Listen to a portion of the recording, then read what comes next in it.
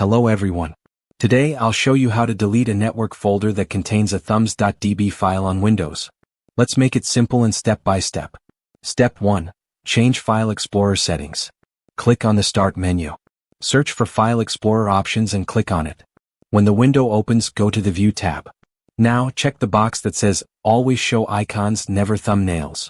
Also, uncheck the box that says Display File Icon on Thumbnails. Click OK. Step 2. Again, go to the Start menu. Search for Edit Group Policy and open it.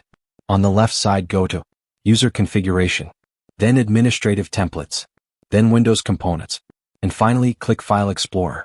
On the right side, look for Turn off the caching of thumbnails and hidden Thumbs.db files. Double-click on it. Select Enabled. Click OK. Final step. Restart your computer. Now just restart your computer. After this, you should be able to delete the network folder without any issues from the Thumbs.db file.